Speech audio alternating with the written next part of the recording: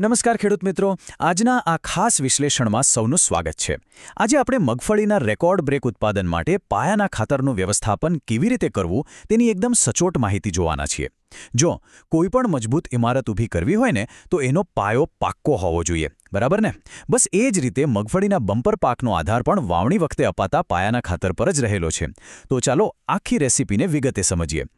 હવે આગળ વધીએ તે પહેલા એક બહુ મોટો પ્રશ્ન થાય.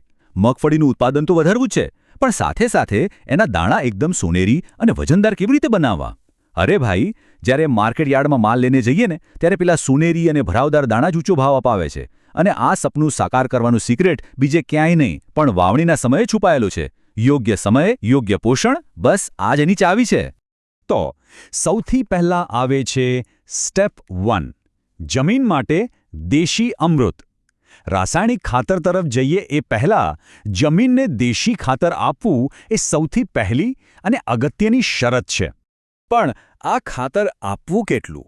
આ આંકડો ખાસ મગજમાં ફિટ કરી લેવા જેવો છે. 4 થી 5 ટન. હા, 1 એકરમાં 4 થી 5 ટન જેટલું એકદમ સરસ રીતે કહેવાયેલું છાણિયું ખાતર નાખવું અત્યંત જરૂરી છે. આ કોઈ આશરે કહેલો આંકડો નથી, પણ એકદમ ગણતરીપૂર્વકનું માપ છે. યાદ રાખજો, કાચું છાણિયું ખાતર નુકસાન કરી શકે છે, એટલે ખાતર બરાબર કહેવાયેલું જ હોવું જોઈએ. આ 4 થી 5 ટન ખાતર જમીન માટે ખરા અર્થમાં દેશી અમૃત બની જાય છે. હવે આ દેશી અમૃત નાખવાથી થાય છે શું? જુઓ, આની સીધી અસર 2 રીતે થાય છે. પહેલું તો એ કે જમીન એકદમ માખણ જેવી પોચી બની જાય છે. હવે મગફળી તો જમીનની અંદર થાય, રાઈટ? એટલે જમીન જેટલી પોચી હશે, મગફળીના ડોડવા બેસવા માટે એટલી જ વધારે મોકળાશ મળશે. અને બીજો ફાયદો એ કે જમીન પોચી હોવાથી મૂળિયાનો વિકાસ જાણે ફાટી નીકળે છે. મૂળિયા જેટલા મજબૂત એટલી જ જમીનમાંથી પોષણ ખેંચવાની તાકાત વધારે અને અંતે પાક એકદમ લહેરાઈ ઉઠશે. ઓર્ગેનિક પાયો નખાઈ ગયો. હવે આવે છે સ્ટેપ 2, રાસાયણિક ખાતરનું ચોક્કસ ગણિત. એકર દીઠ કયું ખાતર કેટલું આપવું એની પાક્કી ગણતરી જ આ રેકોર્ડ બ્રેક ઉત્પાદનનો રસ્તો ખોલશે. ચાલો તો આ ગણતરી બરાબર સમજી લઈએ. અહીં 2 વિકલ્પો છે, જેમાંનો આ છે વિકલ્પ 1. આમાં આપણે 3 ખાતરોનું બેલેન્સ કરવાનું છે.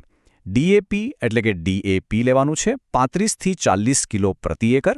એની સાથે 20 કિલો પોટાશ એટલે કે MOP ઉમેરવાનું છે, જે છોડને રોગો સામે લડવાની તાકાત આપશે. અને હા, સૌથી અગત્યની વસ્તુ 8 થી 10 કિલો બેન્ટોનાઇટ સલ્ફર. આ ત્રણેયનું જે કોમ્બિનેશન બને છે ને એ જમીનમાં એક જબરદસ્ત બેલેન્સ ઊભું કરે છે. પણ જો આ અલગ અલગ ખાતરો મિક્સ કરવાની ઝંઝટમાં ન પડવું હોય તો આ રહ્યો વિકલ્પ 2. અને આ સૌથી બેસ્ટ ચોઇસ છે. 1 એકરમાં સીધું 50 કિલો NPS એટલે કે 20-20-0-13 આપી દેવાનું. હવે આને બેસ્ટ કેમ કહેવાય છે? કારણ કે આ એક જ થેલીની અંદર નાઇટ્રોજન, ફોસ્ફરસ અને સલ્ફર આ ત્રણેય તત્વ પાકને એક સાથે અને યોગ્ય પ્રમાણમાં મળી જાય છે. મહેનત પણ બચી ગઈ અને પાકને જોઈતું બધું પોષણ પણ મળી ગયું. એક કાંકરે 2 પક્ષી. પાયાના ખાતરની ગણતરી પછી હવે આગળ વધીએ સ્ટેપ 3 તરફ. તેલીબિયા અને ઉધઈ નિયંત્રણ માટેની ખાસ પ્રો ટિપ્સ. આ 2 વસ્તુઓ ઉમેરવી ખૂબ જ અગત્યની છે. જુઓ, આ 2 વસ્તુઓ વચ્ચેનો ફરક અને એની જરૂરિયાત સમજવી બહુ જરૂરી છે. સલ્ફર ઉમેરવું શા માટે કમ્પલસરી છે? કારણ કે મગફળી એ તેલીબિયા પાક છે. સલ્ફર સીધું જ દાણામાં તેલની ટકાવારી વધારે છે. તેલ વધશે એટલે સમજી લો કે દાણો એકદમ ભરાવદાર અને વજનદાર બનવાનો જ છે. અને બીજી વાત, મગફળી જમીનની અંદર થાય એટલે ઉધઈનો ખતરો તો રહેવાનો જ. પણ જો પાયાના ખાતર સાથે જ ફિપ્રોનિલ ગ્રેન્યુલ્સ ભેળવી દેવામાં આવે તો ઉધઈનું ટેન્શન જ ખતમ. આ બંને વસ્તુઓ પાક માટે એક અભેદ કવચનું કામ કરે છે. તો અંતે એક બહુ મોટો પ્રશ્ન સામે આવે છે. શું આ ચોક્કસ પાયાના સ્ટેપ્સ અને આ ગણતરીપૂર્વકની રેસીપી આ સિઝનમાં મગફળીના પાકની આખી દિશા બદલી શકશે? બિલકુલ બદલી શકશે.